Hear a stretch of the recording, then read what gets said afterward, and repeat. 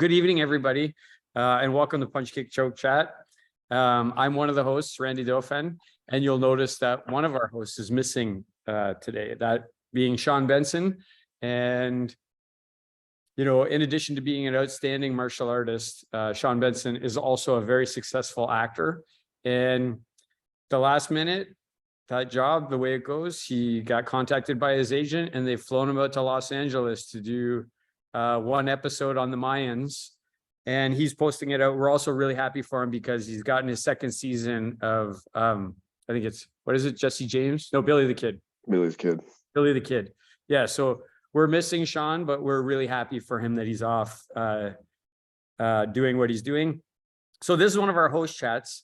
And one of the things we always like is if you have questions for us, that you send those questions in to Robert. And then we like it if you want to come on the screen and ask us the question. It always makes us happy to go around and be talking to you about those things. But first, I'm going to quickly introduce Sensei Legacy and Sensei Suino. If you want all their accolades, you can Google their names or go to our previous episodes and you'll see them. But I'm really like, on my screen, I'm wedged in between my two senseis. So Sensei Suino has been my Iaido teacher for 30 years now. Mukuto Jigden Ishinryu Iaido, and he is an 8th degree black belt in that martial art. In addition, he runs the Japanese Martial Arts Center, and he's a 6th dan in judo, very accomplished in jiu-jitsu. One of the things we never talk about, also does karate, but one of the things we never talk about is that he's actually a shodan in kyudo as well. And if you don't know what that is, that's Japanese archery. So he's a shodan in Japanese archery. And then on my left on the screen is Hanshi Legacy, who I was thinking about it. I only really ever address him as Hanshi Legacy on this show.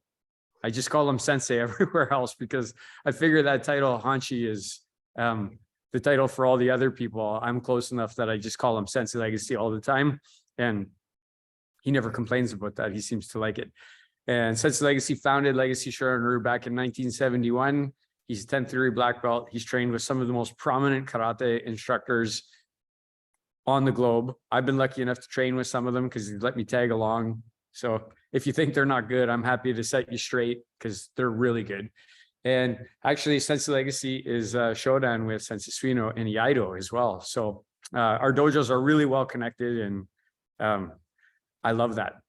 So we're gonna jump off with our own little tirade here. We got a lot of events that are coming up, and the next one that's coming up for us is February 18th, and it's the Matsumura Challenge, which is the Legacy Shorin-ryu Karate Martial Arts Tournament.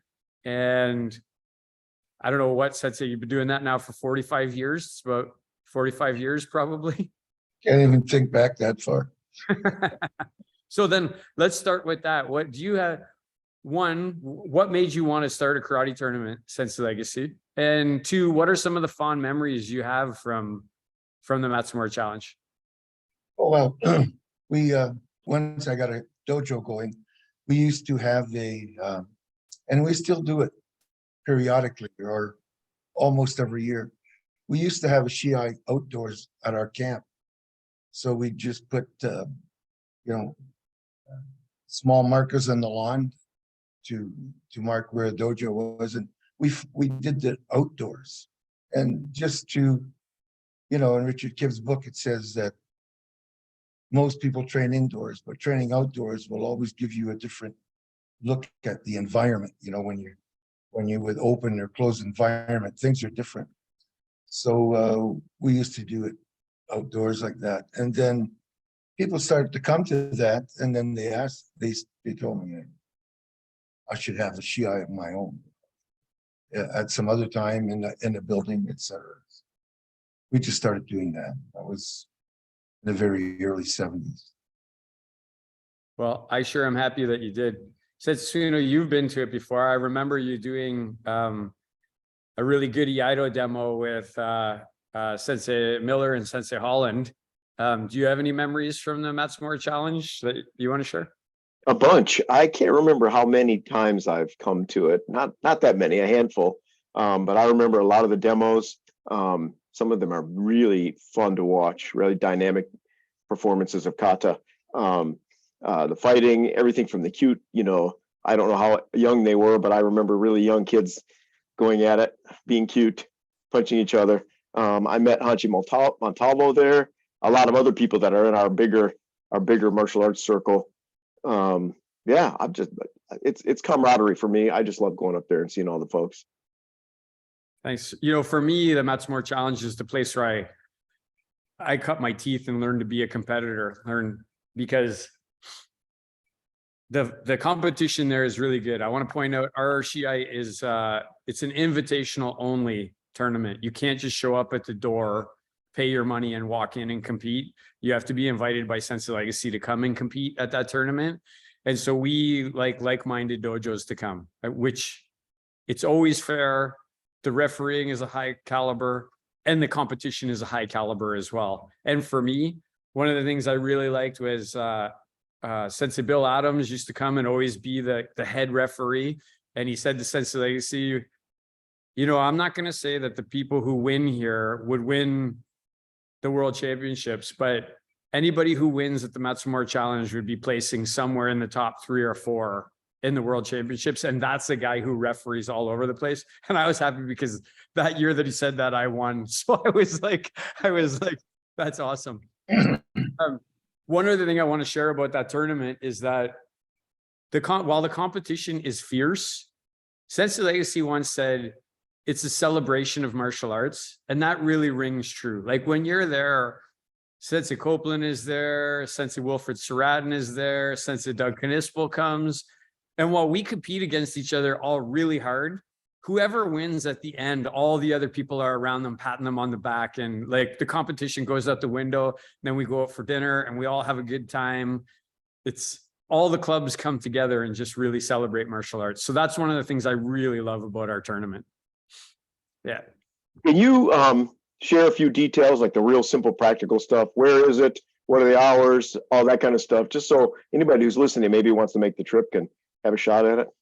Yeah, well, if they're coming, they've already been invited and they know those details. And if you're watching and you haven't been invited, then it's on February 18th. It's at Saunders Secondary School in London. We're going to do pre-registration. So a week before, you got to have all your students' information in because we like to set the divisions up. There will be a registration at the door, but you're going to want to do the pre-registration because it's going to be pricey if you come to the door and we have to start shuffling things around for you. We're going to start, we'll have the black belt meeting probably at 10. Divisions will start at 10:30. The goal will be to get everybody out of there by 4:30. And yeah, I think that's it. So if you're interested and you are watching this, please reach out to Sensei Legacy and ask him if you can come. And if he says yes, then you'll be in. And if he says no, try again next year. Yeah, I was just going to say that because we made a lot of new friends at Capital Conquest and that are deserving to come to our dojo. Not that we are, above anyone, but we like to keep it clean. We like to have people come back that don't cheat. They're fair when they referee. They don't just see, their student.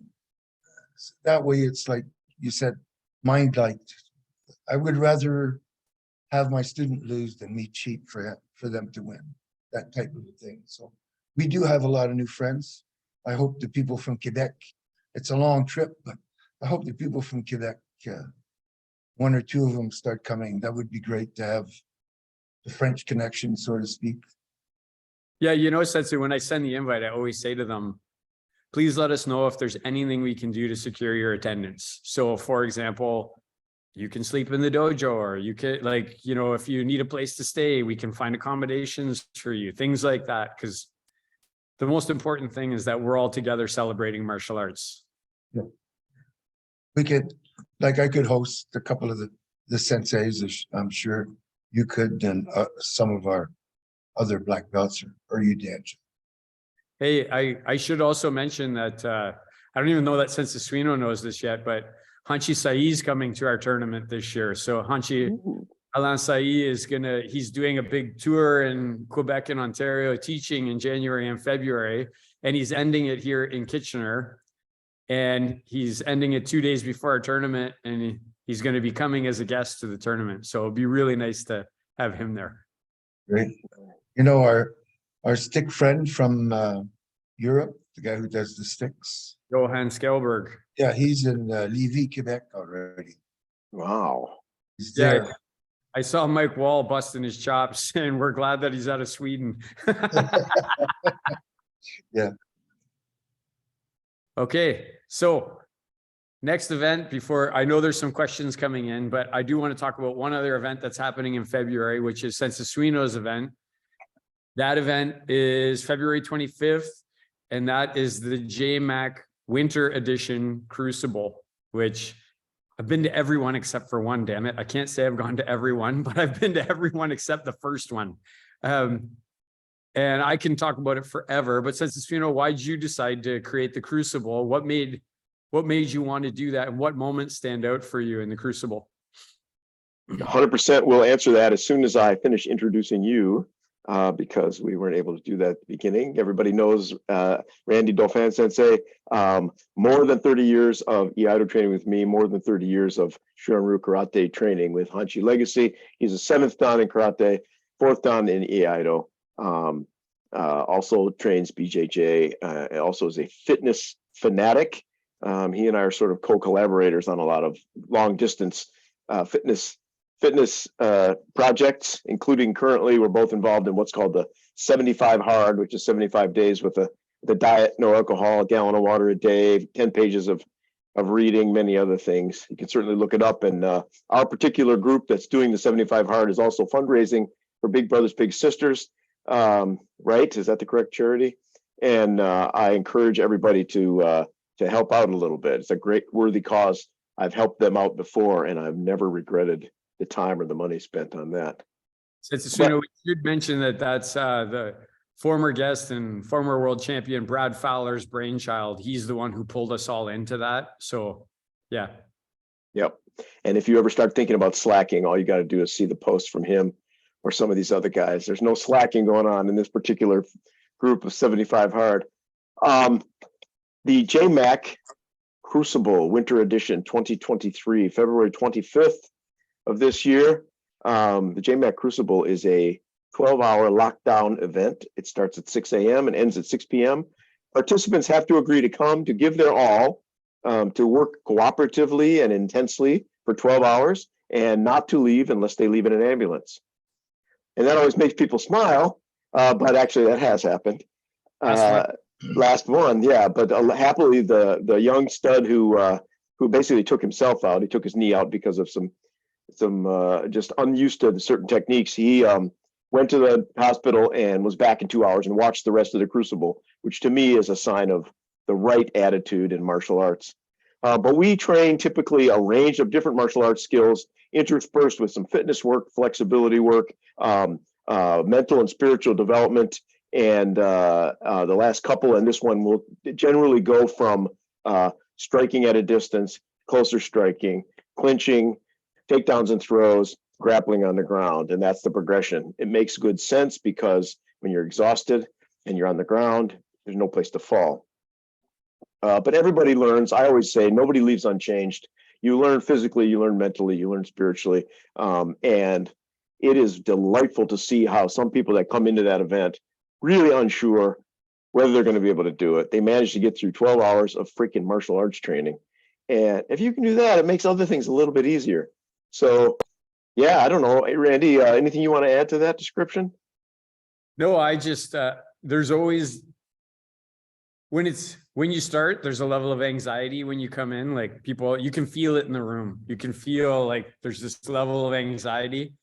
And then at a certain point, Gesundheit Sensei. Thank you, sir. At a certain point, people just all start giving themselves over to whatever the next thing is. They stop looking to the end and just start paying attention to what they're doing right now. And at the end, there's just always this feeling of exhilaration, achievement. But the one thing that I really like about it is just, you feel really bonded to the people in that room that you did that experience with. You're kind of like part of a group of people who did something that the other people didn't want to do or were too afraid to do or found an excuse. So that's what I would add to it. And it's if you're thinking about it, well, this one's sold out. So again, just like the the Matsamore challenge, if you want to call Sensei Suino and beg him to let you get in, he might let you get in. But we're already sold out. We're sold out months before. Like I think within like 4 weeks, you had the damn thing sold out. Lots of people come from Canada to go to it. Yeah, that's it. I can't wait. I am so excited for it. I've been telling my students, look, it's officially full, but I can be bribed. So if you know me well enough, you just have to figure out what it's going to take.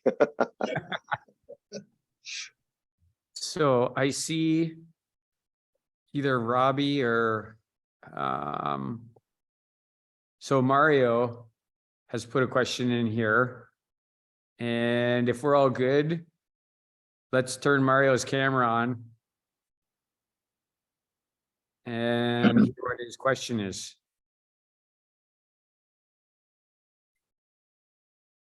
Or Robert, tell me why we're not gonna turn his camera on. There he is. Got to unmute yourself, Mario. Yes. Hi, everybody. Hey, Mario, How's Great the to black see everybody online. long time no see. Long time no see, Sensei. I have a question for Hanchi Legacy and for Sensei Suino. In all the years that you've been training, which sensei do you feel you learned the most from? We'll start with Sensei Suino and we'll end up with Hanchi Legacy. Well, that's the easiest question in the world for me. Yamaguchi Sensei was by far the most important mentor figure that I've had in my life in any walk, whether it be college or outdoors or anything else. He just he taught me more techniques, taught me better on how to think about technique, and better about what it means to be a man and a leader than anybody else I've met. Simple. Hanchi? Well, with me, it's I have a different situation where I had an original sensei and he quit. Then I had another sensei and he died. But I think 3 people were equally responsible for making me or teaching me what I know. And the first one was Benny Allen, which I believe I'm most like, because he actually built me from the ground up. And then I had Richard Kim, the guy who penned The Weaponless Warrior.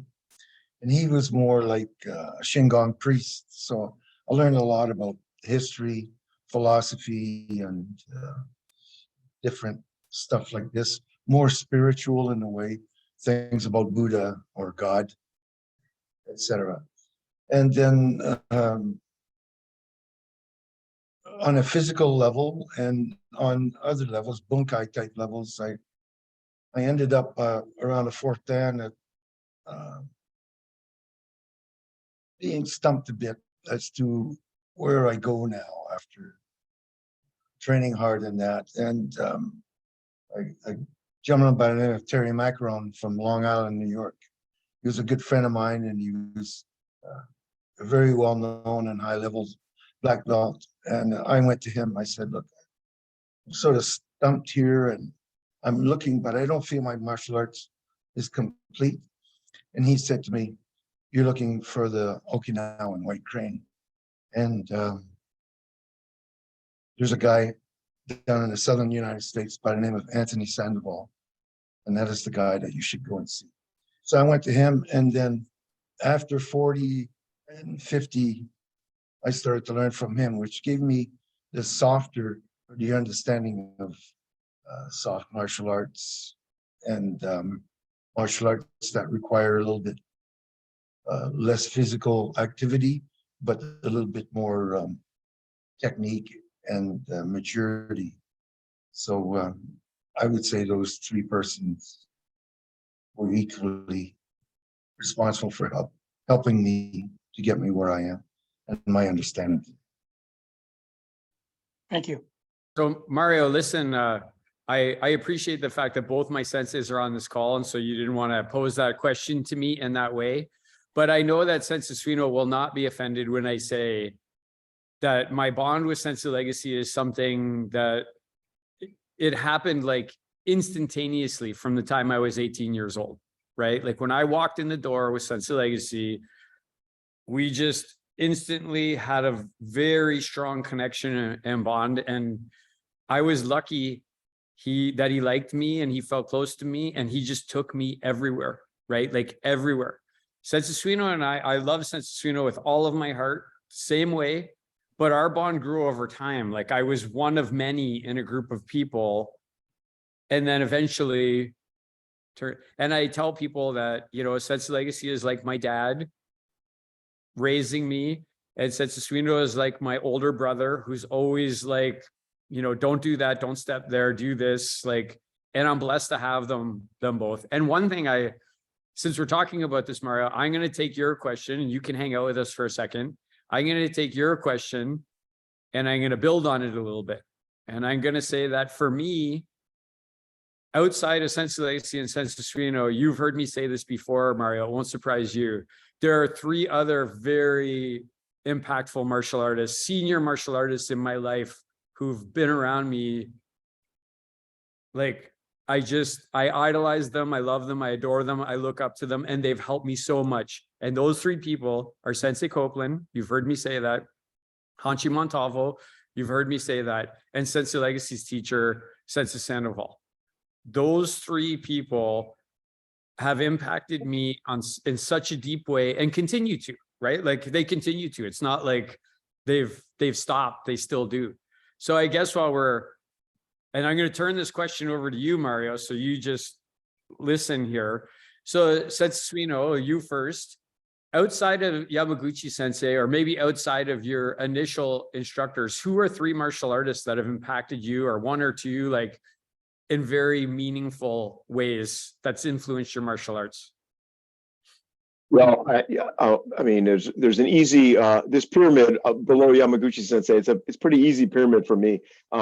You know, I spent 4 years in Japan training with Sato Shizuya Sensei, who was one of the original founders of Kokusai Budo in the International Martial Arts Federation, and also created the system called Nihon Jiu-Jitsu. So he was a great martial arts influence, a great analyst, and a great way of connecting with the bigger world of martial arts outside of Iaido. In the judo world, Tabata Sensei, who you met in Yokohama at the dojo, who now is the personification of Yoda. This sensei is so remarkable. I think I have told you this story before, but when I was in Japan between 88 and 92, he would be at the dojo a couple times a week at least, at the same days that I would be, and I would train with him. He was about 5'2" in those days, and I think his legs were about 16 inches long, which meant his hips were very close to the ground. So he was hard to throw, and he was very good at throwing other people. And he was a son of a bitch. You know, he would grab me ahead of time and make me do the warm-ups with him so that I couldn't rest, right? And just push. And this is when I'm 28, 29 years old, and he's 52 or something at the time. I mean, just ridiculous. And then my favorites, I have many stories about him, but one of my favorites is in the Kodokan, when you want to rank up, one of the things you have to do is you got to beat a bunch of other aspirants, right, at that rank or at a rank above you, and you got to rack a certain number of victories up. And one day on a Thursday or something, I was talking to Tabata Sensei, and I'm like, "Hey, Sensei, you know, what are you doing this weekend?" And he goes, "Oh, I'm going up to Tokyo to put in some fights for my Godan." And I go, "Well, that's cool." I go, how long is that going to take? And he goes, "I don't know. Most people go up and it takes them a few months, sometimes 6 months or a year to rack up their totals." So the next week I go in on a Tuesday, and he's down at the dojo shooting the breeze with some of the guys. And I go, "Hey, Tabata Sensei, how did it go this weekend?" He's pretty good. And then one of the other guys goes, "No, he doesn't want to tell you this." He goes, "He got all his fights in one day." So that was a classic example of him. So I could go on and on about these guys, but I would say that sort of Yamaguchi Sensei, Sato Sensei, and Tabata Sensei were my closest influences, you know, in actual martial arts that I was devoting myself to while I was in Tokyo. Thanks for the question. I like when you say about Tabata Sensei, when people would do dangerous things, he would go out and do the exact same thing to them and hurt them with what they hurt somebody else with.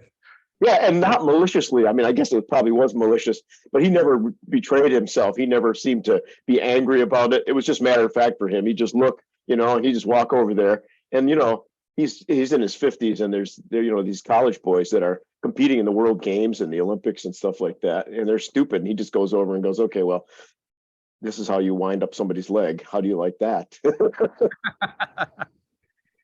Sensei Legacy, how about you? Outside of your instructors, who are some of the other martial artists that were around you that really impacted your martial arts and helped you to change things maybe? Or Yeah, well, maybe in my youth, and rightfully so, Wally Slokey, who, if you ask anyone from back in my era, probably I would say 90% of the people would say that he was the guy that everybody looked up to. So I mean, with a direct result from his teaching and that. And again,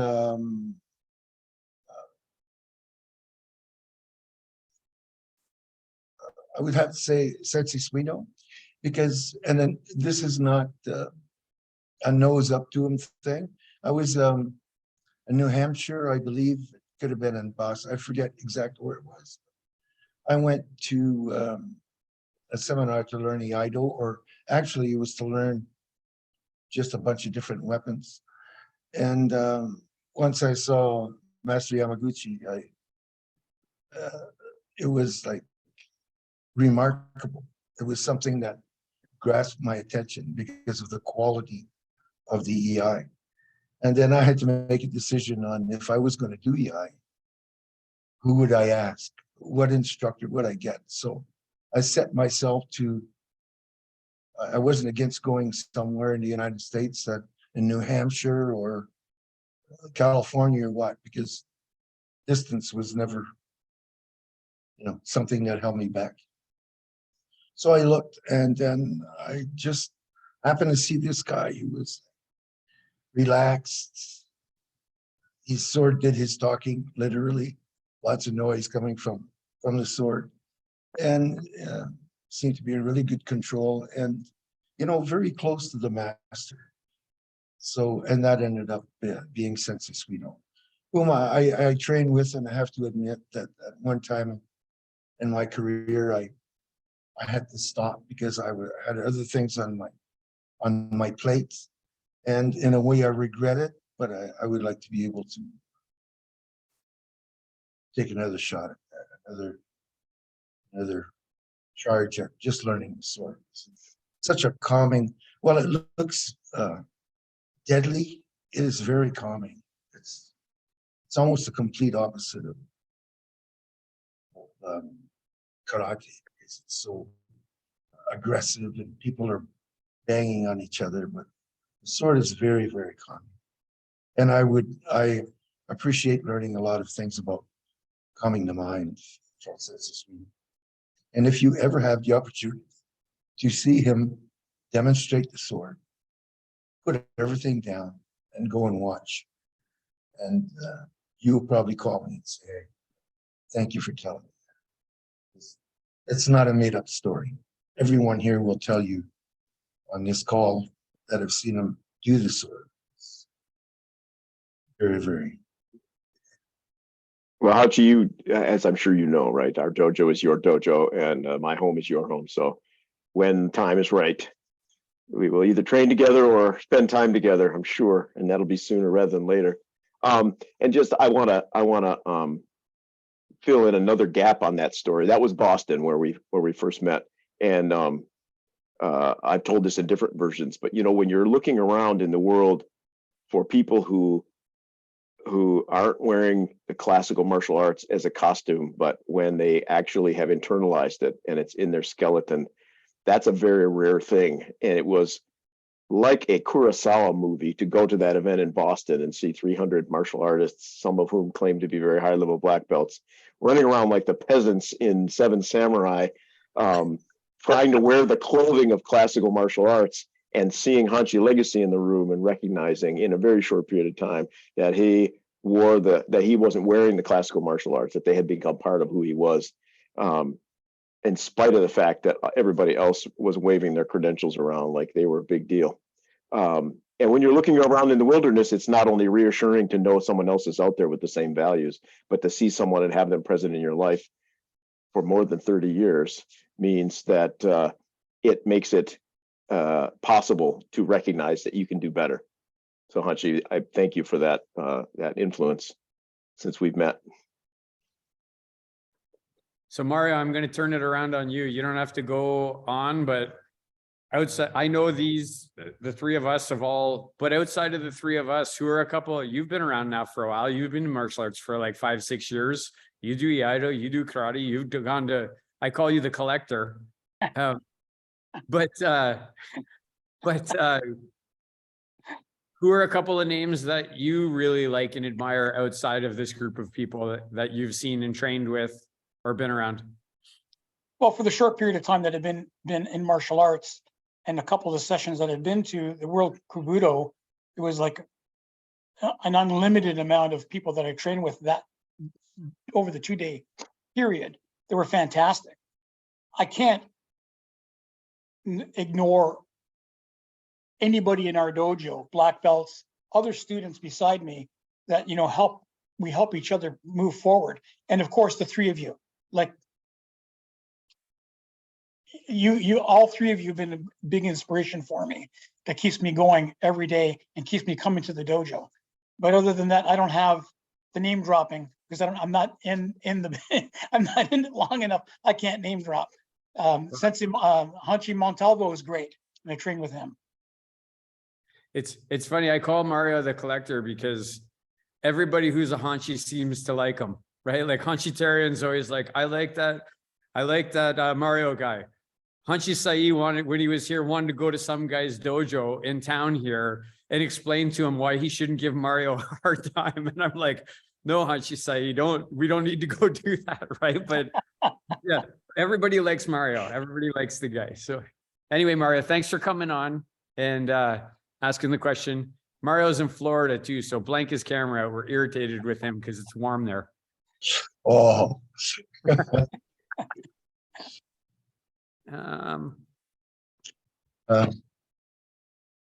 Okay, Sensei, yeah. So if you see Sensei Legacy's holding up a book, through Punch Kick Choke Chat, a number of the guests are authors, and all of our libraries are getting fatter and fatter and fatter. And the book that Sensei Legacy is holding up is Sifu Lauren Bernard's Shaolin White Crane Kung Fu book. And he was nice enough to send that off to us. Great guy. I haven't read the book yet. It's in the stack of the ones I got to read. But Sensei, have you looked through that book yet? Like, is there any yes, I have. what Yeah. comment you want to make about it? I learned about the different types of cranes. Of course, the Chinese crane is where the Okinawan crane came from, the Shaolin. And I learned a lot. I already knew the history and that the inventor of the crane system was a lady, Fang Jiliang.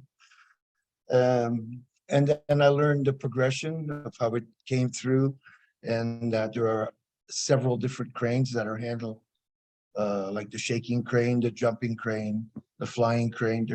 There is like 5 or 6 or 7 of them.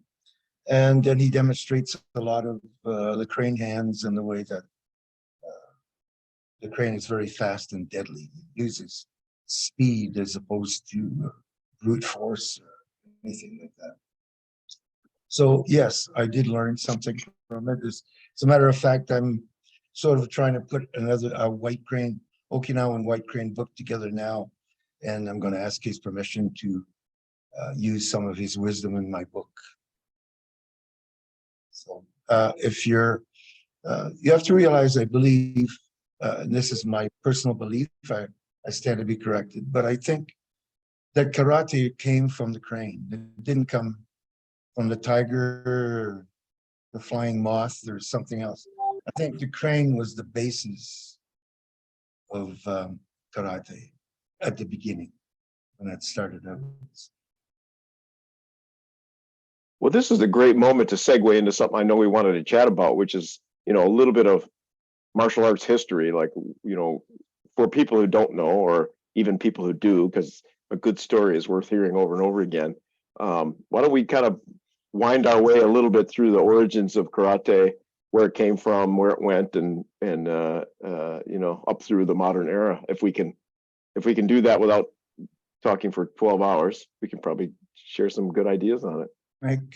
So I would challenge maybe anyone who does a different style than we do, probably like Sensei Copeland, that he would jump in and tell us what he, for instance, when he believed Goju-Ryu was founded, when it jumped in to the main street of martial arts. I'll start it off by saying that most people are surprised to find that martial arts basics were invented by Buddha, because he found that the monks that were meditating with them, they would sit around and meditate for hours at a time, day after the other, and then they start to gain a little bit of weight, and you can always see the Buddhas are usually smiling and a bit round, so they couldn't sit there anymore to do their meditation. So he gave them 12 basic techniques, which may not be exactly like the basics of karate, modern day karate, but somewhat like it. And that was the first Buddha. And then the 38th Buddha, Dharma Taishi or Tamo, walked over the Himalayan mountains into China and brought that there. So it was actually it technically started in India and then moved its way to the Shaolin. Yeah, Sensei, before, so then we got to skip forward thousands of years to how it got to Okinawa, right? And you and I have been to Okinawa before, and mainland Japan. And if you've ever been to both places, there is a difference between the two places. Okinawa has a much more Chinese feel. There's different colors. The cuisine is slightly different. And I believe that's because Okinawa was colonized by Chinese people. The 36 founding families were Chinese, original families that founded. And that martial arts was a blend of Chinese martial arts and indigenous Okinawan martial arts. Is that correct, Sensei Legacy? Yes, it was brought over, like everybody. Originally, I believe, again, I could be corrected on this. I believe that everyone that is Asian came from Chinese families. And it was Kusanku, I believe, that was standing on a bridge, and Karate Sakagawa tried to push him off into the water. That didn't go good for him. So that's how our karate line got introduced to the 36 families. And then they started passing on the white crane or some Chinese martial art. And then it was a bit of a lot of people tended to go to China and to learn stuff there to bring it back. For instance, I forgot the person's name, but he was the first character in Richard Kim's book. Remember, I forget who it was exactly, but they started going to the Shaolin and bringing things back, and even to Taiwan, because it's a short distance to Taiwan, and they dropped a lot of their martial arts off there. Okay, so Sensei, this slacker Sydney Dauphin has a question that kind of builds on what we're talking about right now. So I don't know, Robert, put her camera on or she's grounded. Hey, how you doing? I'm good. How are you? Good. So my question was just, I'm curious what your favorite story about our masters, the masters is. Like, what's just one that you're like, yeah, love that one, or that makes me think of me or someone else, or that's the one I like to tell the most, or what's Who do you We want to go talked- ahead and direct it, Sid, to who you want to answer those questions first? maybe Hanchi legacy first. Well, I admired everyone because everyone had their own part to donate to the martial arts. Matsumura was different than Itosu. Matsumura was more of a guy who was smart. He was smarter. He didn't really use too much physical martial art. He outsmarted the persons a lot. He scared them into giving up because they thought they were going to be defeated anyway. So I like that about him. For instance, this guy always wanted to beat him because, you know, if you beat Matsumura, you're the king, right? He said, because I'm the king's bodyguard, I'm just going to have to, if you want to fight, we'll have to go to this island. And because if I get caught just fighting, I could lose my job as king's bodyguard and the trainer of the guards for the king. So he made the guy paddle him out to an island, and then he said, "You get out and hook the boat up." The guy got out, and then he rowed away with the boat and left the guy there. From what I understand, for days until somebody finally went by. He had to survive, and somebody finally went by and picked him up. So that's what Matsumura was like. And Itosu, I won't make it long, but Itosu is a guy who it was common to hear that Itosu doesn't practice the same karate that he teaches, or he doesn't teach the same karate that he practices. So that was when Matsumura was teaching him the white crane, and he became extremely strong. Like he punched his, some guy was trying to break into his house. And you know, when we went to Okinawa, everybody has a wall. So he punched through the gate and grabbed the guy and unlocked the gate and grabbed him.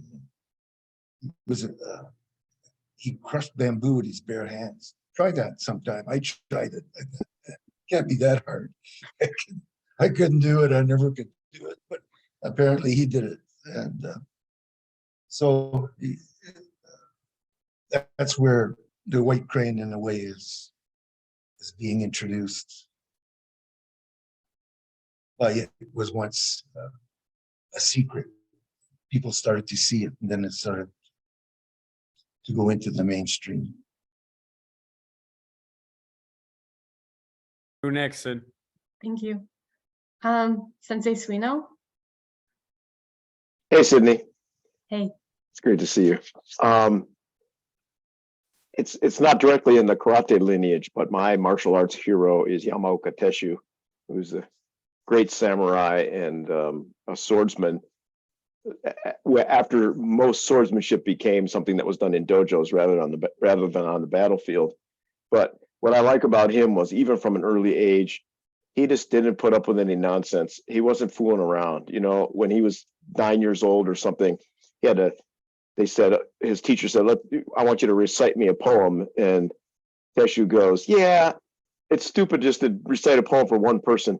He said, let's gather everybody together in the school, and I'll recite a poem for 100 people. Like, he just wasn't, you know, or somebody said, nobody can walk to Narita and back in one night. And he's like, okay, you're on. I'm going to do it. Right. There's a famous story of him doing that. He outdrank people. He just wasn't putting up with any nonsense.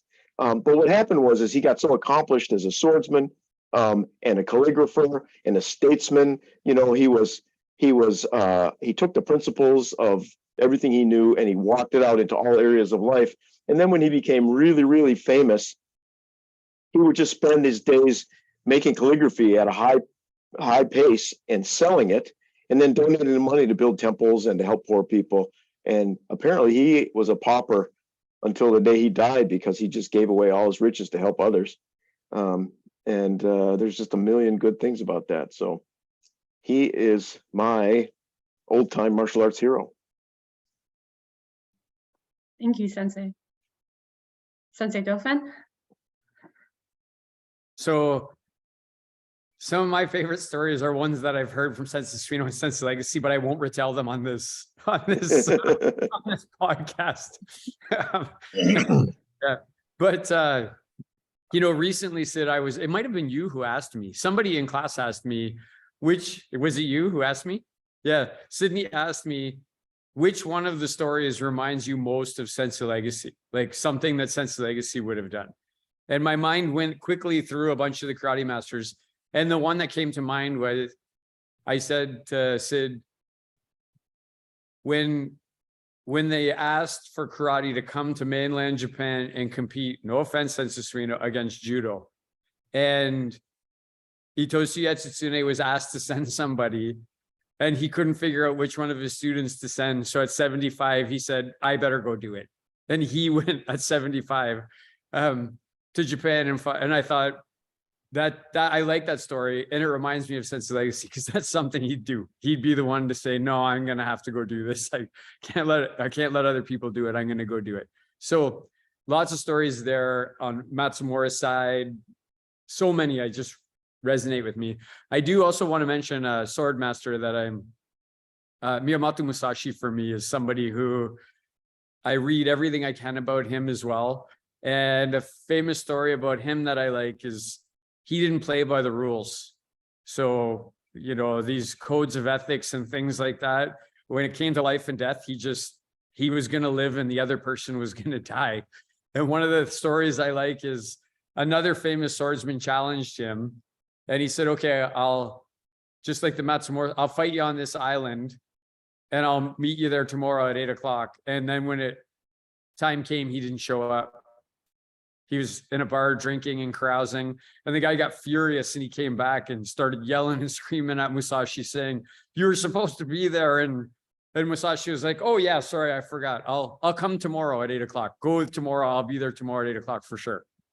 So then finally the guy who was supposed to row him out to the island came at like 11 o'clock and said, like, you're 2 hours late. He's like, oh yeah, I forgot. Like, so he got in this boat and the guy rowed him out. And while he was rowing out, the story goes that Musashi whittled a long bokken out of an oar. And as he was paddling him to the island, the other guy was so mad, like furious. He came wading out into the water and started screaming and yelling at him. And Musashi went to the end of the boat and jumped out and went bang and hit him on the head and killed him. And then just got back in the boat and told the guy, okay, row me back to the, row me back. And so one, that shows technique, but two, it shows how he didn't play by the rules and he incensed that guy. He got him out of his fighting mind and into his angry mind so that he could defeat him. So I like that story, but I could talk about those types of stories all night. How about you, Sid? You got one that you've been in martial arts your whole life? What stories have you heard that you like? Yeah. You're not allowed to say about Yanamine Shuru beating up Matsumura. You're not allowed to talk about that one. I was going to, just because, you know, it's just, I was, you know, when I was little, and that's just what I clung to, I guess. Obviously,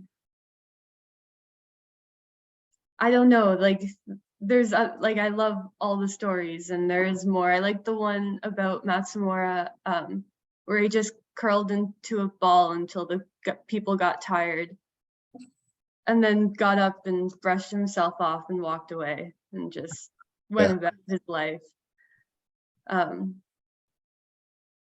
People wouldn't understand that, but that's a very good point, really.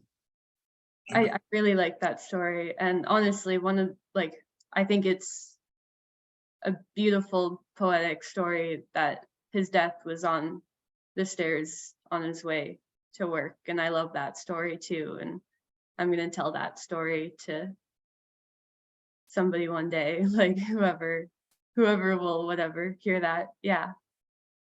So if people don't know, Sydney's sitting in my house right now. Christine's above her, right? So Christine's upstairs above her, and Sydney's home for 6 months, working and training. And yeah, she's the events we talked about, Sydney will be at them competing. She'll be at the Matsumora Challenge competing, and she'll be at the Crucible training and doing everything there as well. She's very excited about that. Yeah, as will Christine, who's above her.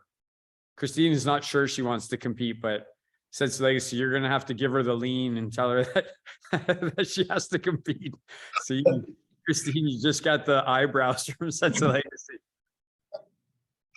And again, she didn't think she could do the Crucible, but she's put her name on the line and she's going out there to do it for 12 hours and she's gonna love it. You can't say you can't do it until you try. That's right. Most of the time you'll find out you can do it. You'll surprise yourself. Okay, Sid, Thank you. see you in an hour or so. See Yeah. you soon. Love you all. Love you Love too. you, Sid. And she's gone. Poof. Oh, Sydney, you're not on anymore, but Sensei Copeland just sent in the say hello to Sid. She'll be at your tournament too, Sensei Copeland. She's not gone until after that, so she'll be there competing at yours as well.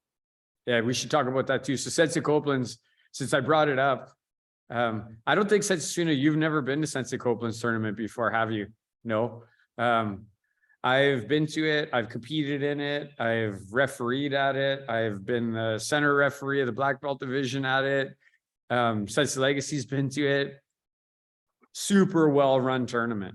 Great Oh, yeah. competition. Our tournament, we've over the years adopted some of the things that he does just because it's like, for example, getting all the divisions set up well beforehand so that when the competitors come in, they're just ready to compete.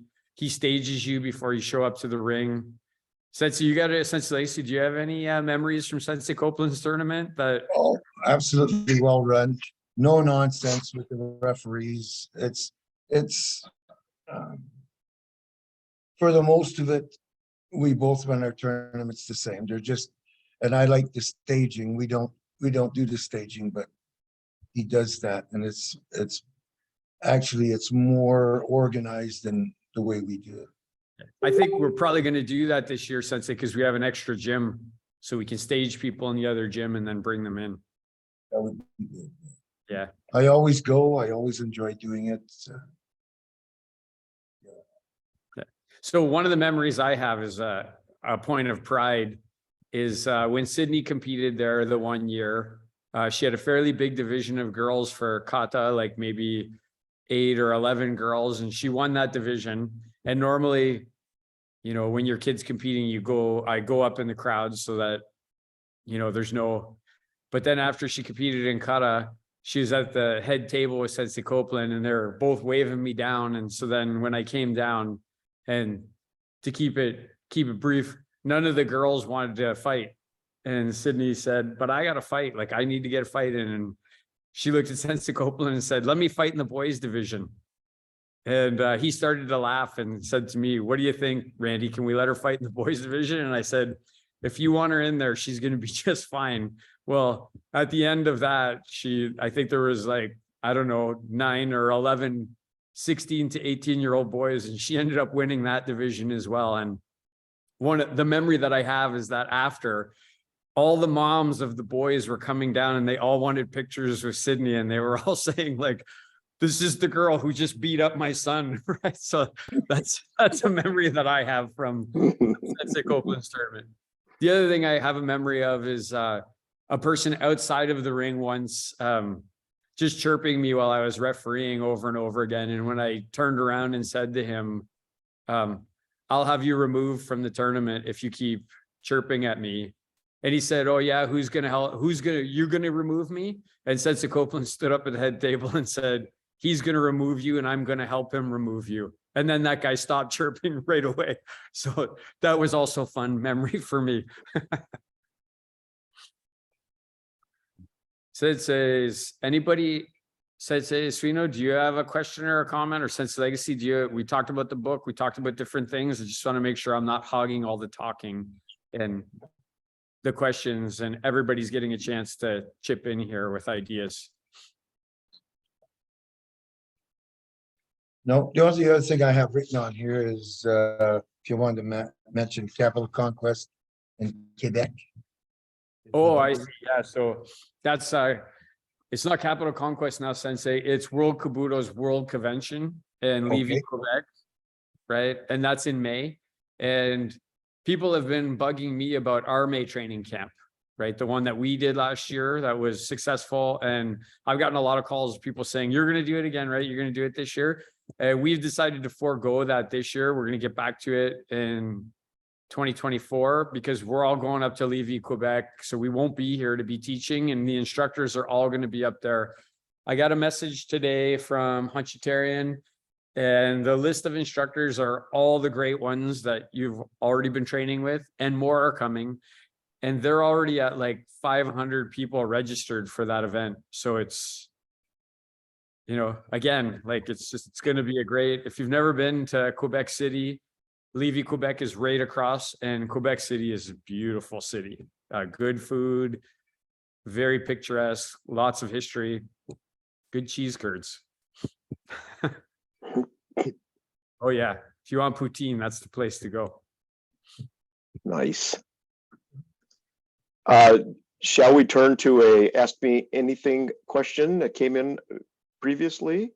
Ken, that would be a good thing.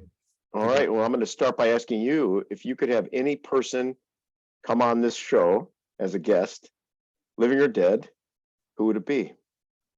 Oh man, that's easy. I want Matsumura on here for sure. I probably stole Sense of Legacies, right? But you asked me first. It would be just so cool to talk to a person like that, and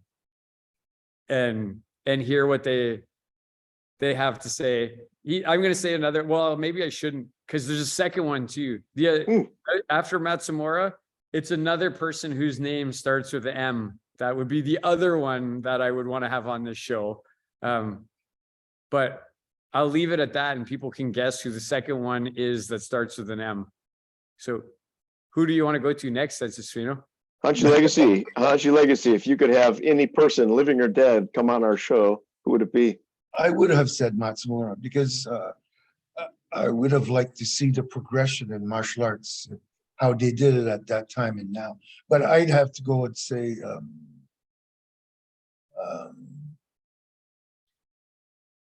Itosu. Itosu is Sarah Dauphin once said Matsumura built the car and Itosu drove it.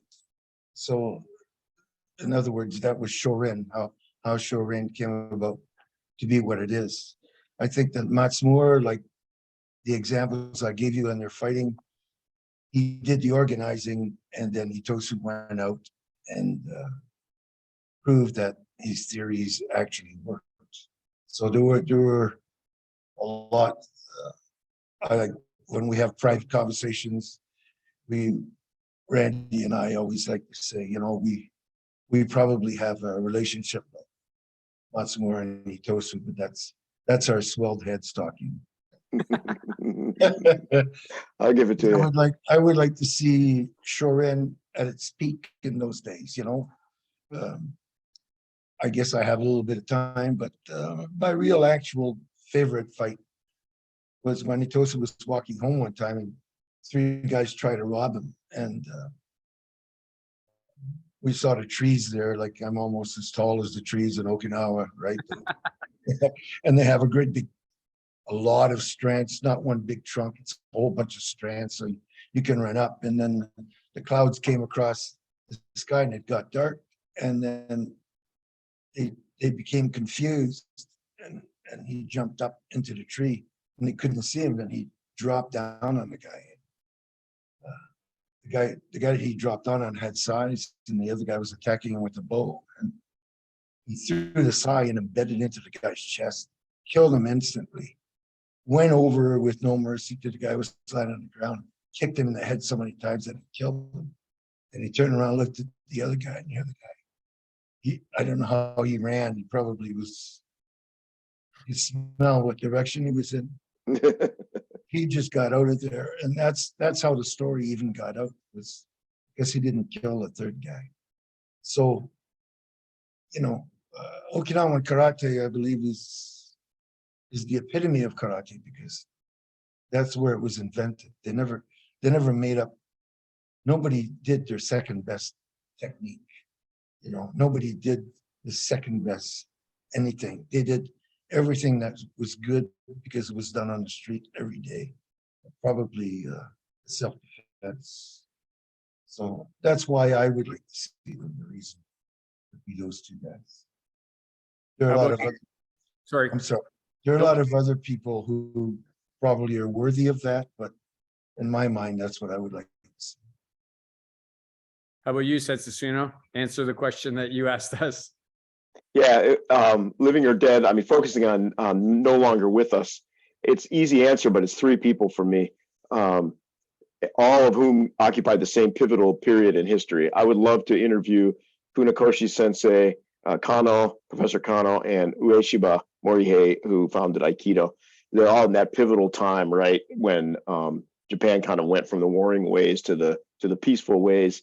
They were all founders of martial arts that went on to become world changing, and it would be great to interview them and say, what was it like, like with the questions we asked. I think a typical punch kick choke chat interview, starting with, what was it like for you growing up and what was it like in your first dojo, what kept you there, and then with those guys, what changed in the scene, like what kept you going, and when did it become obvious that you were going to have this massive effect on the world of martial arts. All three of those guys lived in a real similar period and went through similar changes. It would be fascinating to talk to them. So the other M that I said, I'm since you said three and since Legacy said two, I'm going to say one other. I would really like to have Muhammad Ali on this podcast. Having the greatest of all time come on, and I just think it would be so much fun. I think he would enjoy chatting with us based on his personality. I think it would be and it would be so amazing to spend an hour and a half with that human being. Yeah, I would love to have him on. I look up to him. I idolize him so much. And I know Sensei Legacy does too, not just because of his fighting prowess, which I think he is the greatest, but I just admire him so much as a human being. Like, you think about Muhammad Ali, it's funny how, when he lost to Joe Frazier, got his jaw broke and, lost that fight, he was so great after. Like when they interviewed him and they're like, are you going to demand a rematch against him? And he just said, I'm not the champ anymore. He's the champ. I'm not in a position to demand anything of him. If he wants to give me a rematch, when they said, oh, this or that, he said, no, I trained hard for this fight. I tried hard. Joe Frazier beat me fair and square. He was the better man tonight. Just stuff like that. Like, Classy guy. yeah, just, Well, I'm sorry, go ahead. Well, I was just going to say, yeah, classy, but I mean, he rose out of boxing, right? I mean, you mentioned him in the same breath as like Mother Teresa and Nelson Mandela.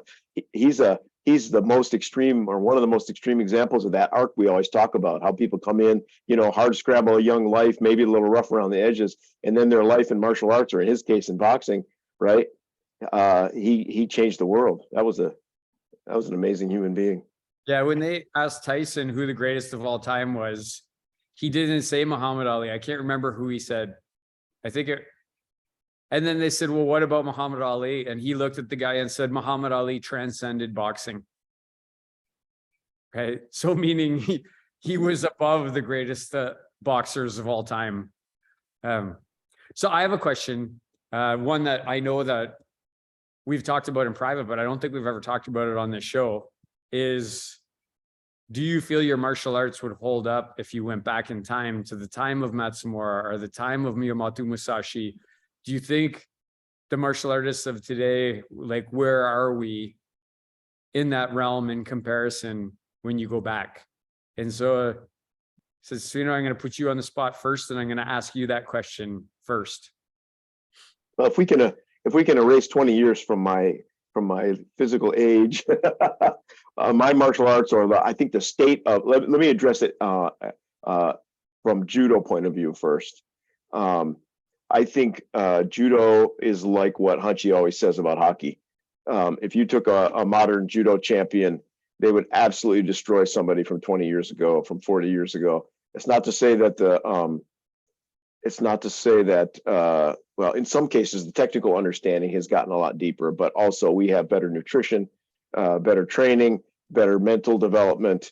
So in the sport world, it's clear to me that today's judo is light years more. That's not what you asked. Today's judo champion would destroy a judo champion of 20 years ago or 50 years ago.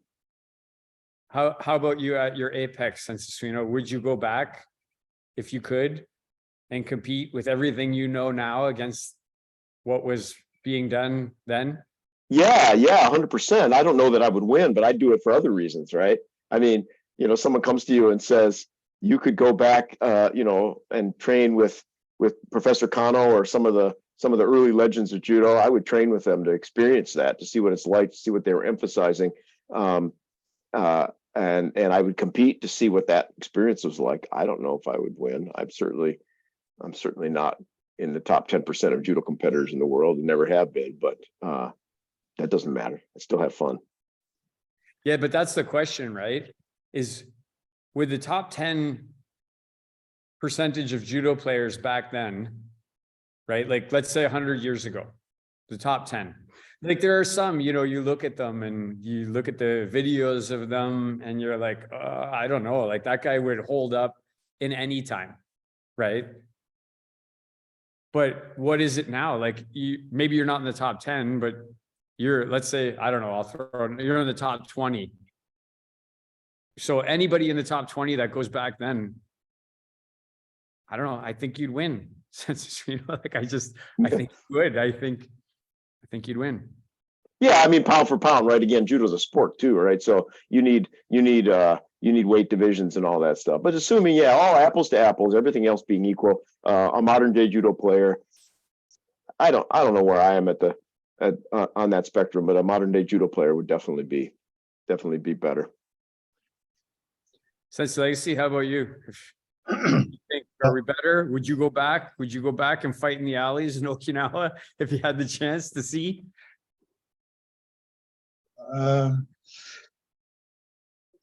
Do I have to face, I guess? Talking about the art itself and Shorin being a street level art, there are a couple of things you have to consider. Would I take our karate? Would I go? Yes, I would. And do I think we'd have a good chance? Yes, I would. But then there would be other things that would overshadow some of that. Like, you'd have to think fear, because you don't have a referee. We're not kind with each other. The guy punch you in the neck, kick you in the groin, break your knees. Now, are they more used to doing that than we are? There's that. And then there's the fear of dying, because when you're going in there in those days, when you lost the fight, they buried you on the beach. And that was the end of your story, right? So there are a lot of things to be considered. But as far as the art itself, it's progressive, like the hockey game. We got better at it. We punch better. We deliver better. We're smarter. Maybe we're smarter as human beings. Maybe not. You have guys like Matsumura, who's extremely intelligent.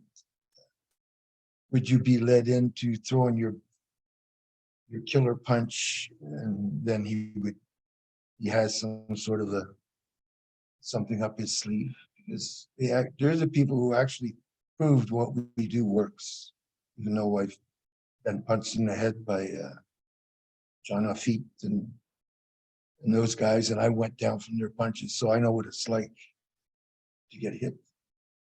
So I would say the art is better, the fighting is better, and in the words of Scott Bowen, I've really never, with our karate, the way we've constructed it is, I've never went anywhere where I didn't actually fit in or belong, right, or where I didn't belong. So I'd have to agree with Sensei Suino that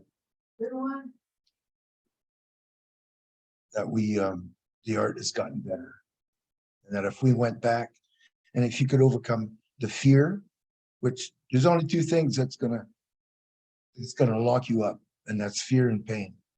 So the fear has a lot to do with it. Just think about, you're facing Matsumura, and fear kicks in. It's like being 100 stories up out on a stick somewhere and you can't move. Your body locks up.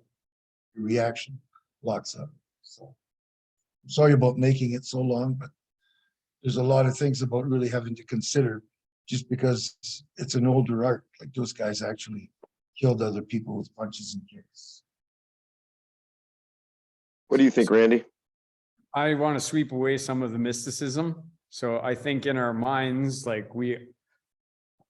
as we should, we idolize these people for what they did. But in the beginning, I idolized them for their physicality. And I still I'm very impressed by that. And I still idolize them for that. But the main thing I idolize Matsumura for today, or Funakoshi, or Jigoro Kano, or Musashi, or Yamaguchi Sensei, is for their lifelong devotion and discipline in the arts. Like, that's the thing I admire the most, is that they were tenacious. They stuck with it from the beginning. They were not quitters. They went all the way to the end. They took it from sometimes birth to death. So that's why I admire them. If you sweep away the stories and things like that, and I have reverence for Matsumura, but he's a man. He's a human being. He's got 2 arms and 2 legs. And Sensei Legacy, you fought men on the street where you could have died who had 2 arms and 2 legs. You've faced that fear. I've been there and had a couple of tussles with people who they meant me harm and they meant to do things to me. I would like to go back. I would like to go back there. I would like to fight and see, does the karate hold up? And if I learned my lesson, that's great. If I lost that, I wouldn't go thinking, even if whatever, I was hurt, grievous bodily harm, that'd be a good lesson to learn. And then teleport yourself back to here now and know what you need to do to make things different or better, or know that, no, we're doing great and we've moved this along. And like you said, Sensei, the punches and kicks, the body dynamics, they're, and then on the sword side, even I know, again, that's life and death, but it would, I don't know, let's remove live blades. It's hard to say it with a bokken because Musashi killed lots of people with a bokken too, but it would still,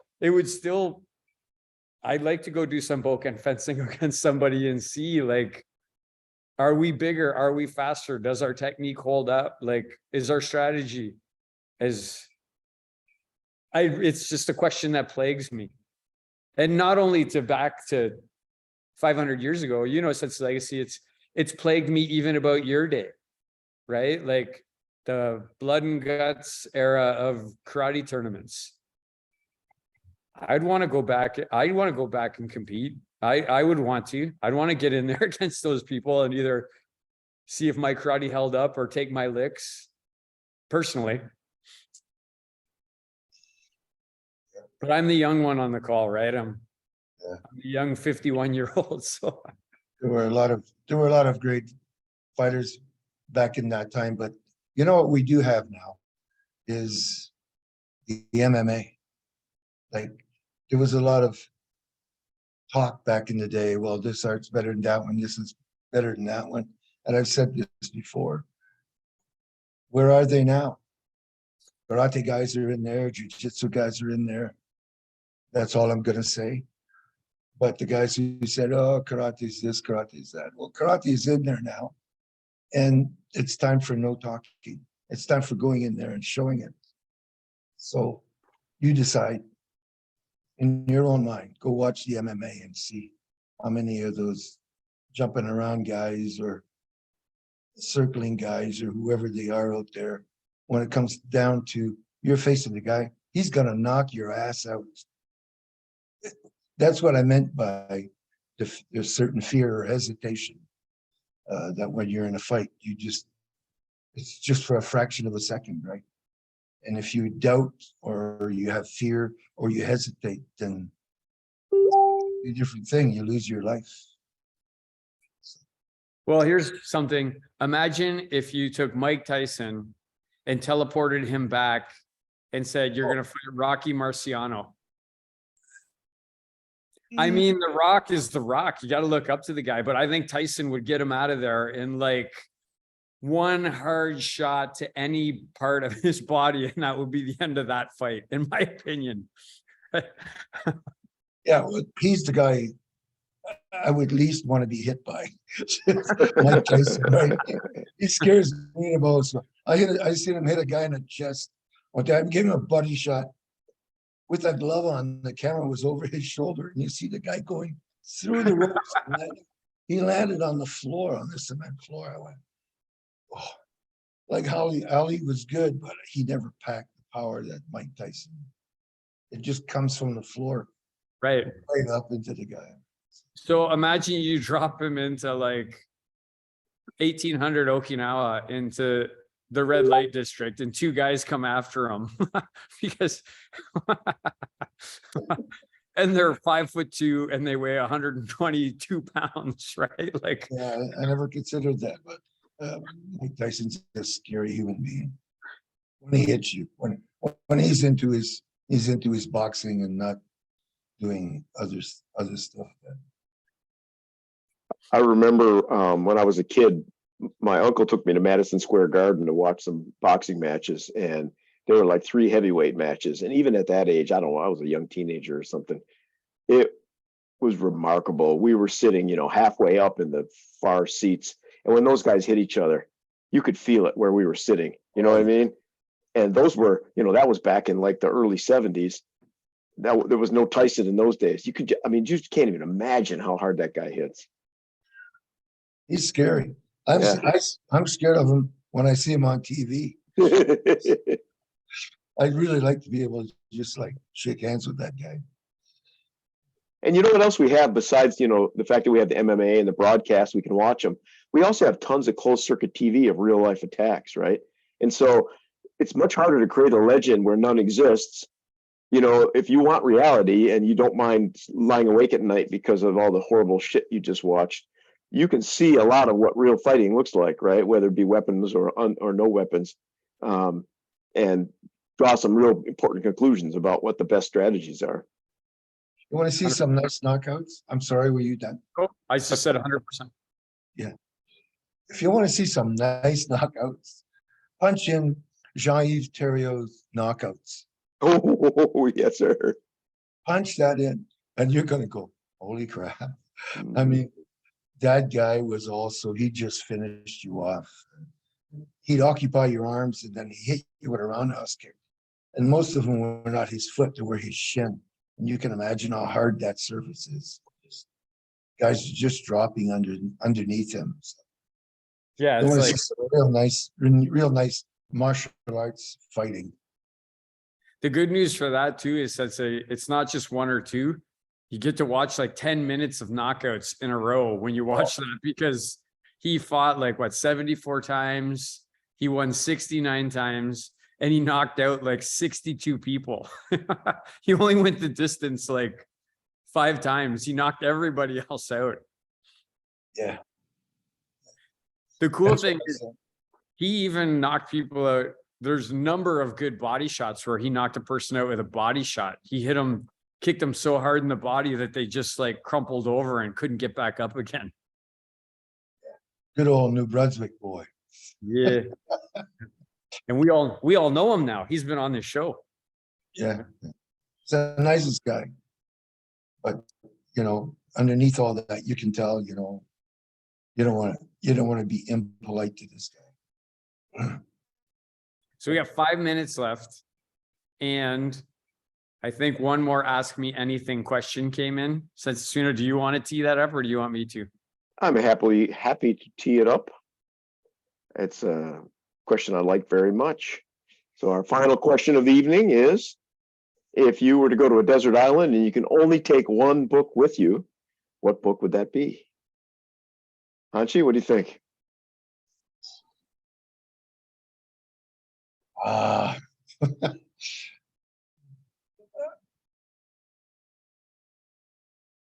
Listen, Sensei, we're allowed to change the rules of the question. You can say 2 or 3 books if you want. Right. Well, you know, because I mean, that question would say, well, would that be a book that you want to read or one that you've read or you'd be reading all the time or what? But my favorite book, it leads me back, of course, to Richard Kim. I like The Weaponless Warrior because it gives you history in sort of an enjoyable atmosphere where Itosu's fights and Matsumura and Yabukensu and different peoples like that. But if I wanted to, Sun Tzu, Book of Five Rings, Gorin no Sho, I would like those personally. You know, just because a lot of it is fighting strategy that that suits any type of fighting. You know, like for instance, if you're going to battle someone and there's a distance between you, say there was a guy in Sarnia who wanted to fight me, I would let him come to me. I wouldn't go there. Okay.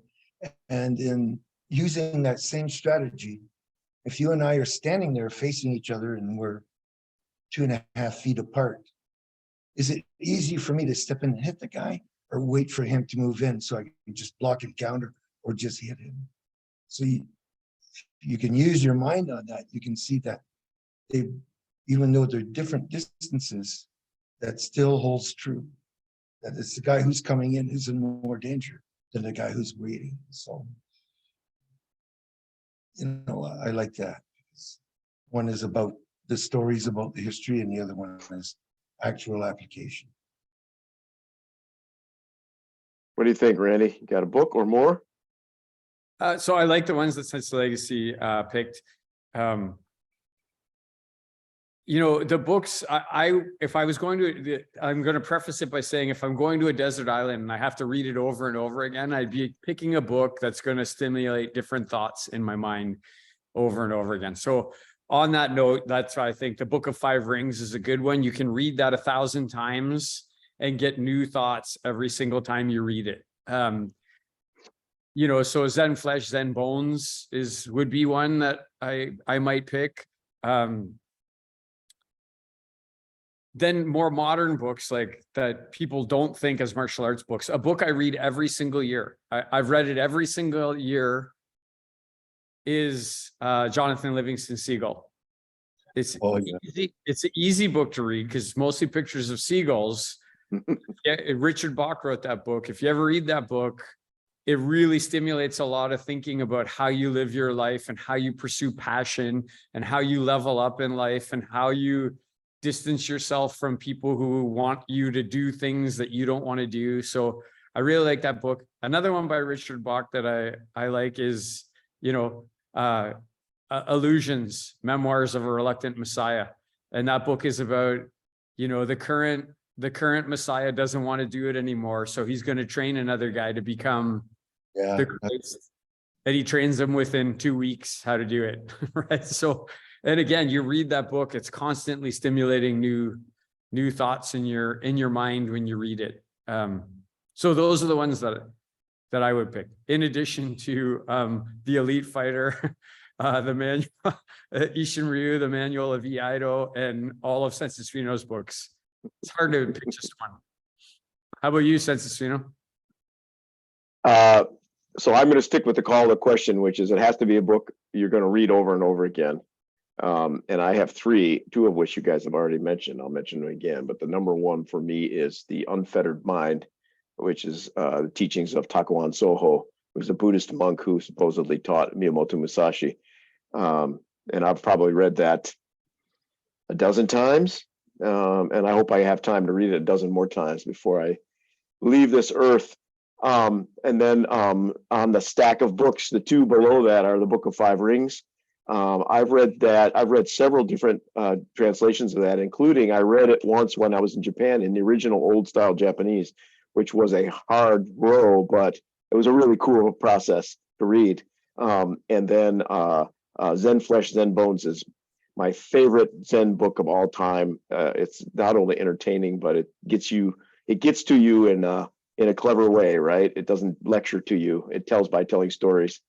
So if I'm going to squeeze my question open a little bit, you can take 3 books. I've taken 3, and those are the ones. We'll just staple them together so that they're one book. I have Is that- absolutely, I've absolutely read every one of those books, The Unfeathered Mind, all of those books you mentioned, I've read. Love them. Great books. I wonder if that works with St. Peter. Like, can you sneak some snacks into heaven if you put them all in the same bag or something? I said, no, St. Peter. That's some Oreo cookies. Well, Uh, we have hit it, Census Reno. We have hit it. So Yes, sir. we can do a brief around the horn, and then I'll end with what's coming up next week. So, Census Legacy, any thoughts about tonight?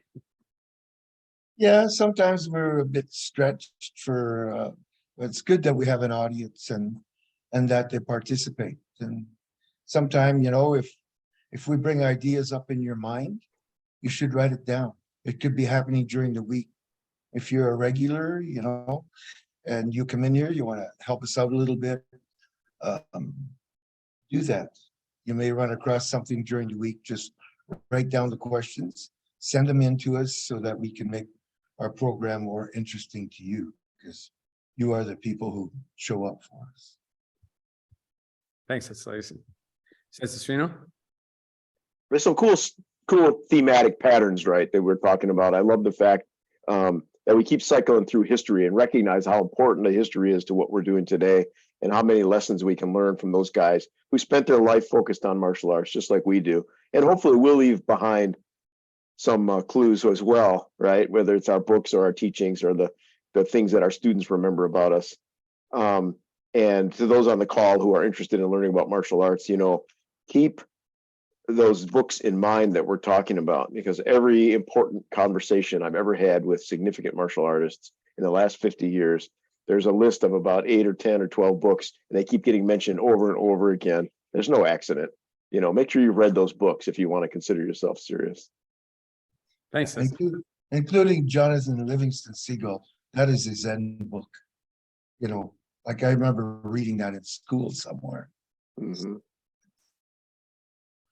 So the thing I want to say about tonight is this is kind of, Miss Benson, really happy for him, but this is in the truest sense how Punch Kick Choke Chat started. Based on the conversations that I've been having with Census Legacy and Census Reno and the conversations we've been having together. And to me, these host chats are easy. It is so easy to do this with the two of you. Just sit down. And this is for people watching, or if you watch this on YouTube, these are the types of conversations we have all the time when we're together. Like, it occurred to me that one of my favorite things about the May training camp is when I came downstairs from Christine and I's home, and I walked downstairs, and Census Legacy and Census Reno were just sitting on our sofa, having coffee, and just having a conversation like this. They're just sitting there, just chatting away. I love this. I love this format. So that's a thought that I have. And just how easy it is. That's the other thought that I have. And how much I learn and how much it reinforces my own thinking and challenges my own thinking when we're talking about these things, right? I just love it.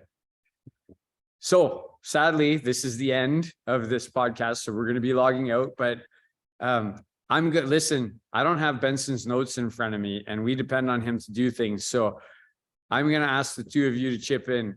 We need to thank people like Robert Schlumsky. That guy puts in so much effort into the show behind the scenes. We all love that guy. We've known him forever. Outstanding martial artist, great human being. He's also working on stuff all the time that we're not even paying attention to, that he just all of a sudden says, hey, I think I got us a sponsor. Hey, I think this is happening now. He's just, hey, I've put us on a new podcast platform. So want to thank him for that. Then, Justin Shea, Alden Adair, Jesse Vito, Ville, Mike Andre- Russ. sorry, Mike Russell, Andre Sedeshev. These people, like, they're the ones that you're seeing posts come out. It's not us. We can't possibly do the volume of work that's being done by the people who are putting that out. So we really got to thank them. I also want to mention, if you have not gone to our new website yet, please go check it out. We're implementing things on there. You'll see, you can find easily all of the podcasts, and some of the ones, the short forms and the micros are on there. It's all there. Robert just lit it up down there. So you can go, if you think it's a good website, please share it out. It wouldn't offend any of us if all of a sudden we saw a Facebook post from one of you that said, hey, check this website out, check this podcast out. These are small things that incrementally make a big impact. If you do a like, if you write a comment about something, if you provide a thought, your comment could just be building on something that helps if you do those things. So please, if you can and you want to, we really appreciate it. And next week, again, Stephen K. Hayes, the American Ninja, we're going to have him on next Thursday. And that's just as a result of just a cold call, reaching out and saying, hey, Master Hayes, we've got this podcast. Do you want to come on? Yeah, I know what your podcast is. I've listened to it. So that makes you feel good. When people are saying, yeah, we know what your podcast is. So next week, that's who we're going to be having on. And thanks everybody. Mostly thanks to all of you for joining in and liking and subscribing and tuning in. Really grateful. This is a lot of fun. We don't intend to stop doing it anytime soon. So please keep coming back. Thanks. Thanks, everybody. Thanks, Sensei Suino. Thank you. Thanks, Hachi. Rock and roll. Great night, everybody.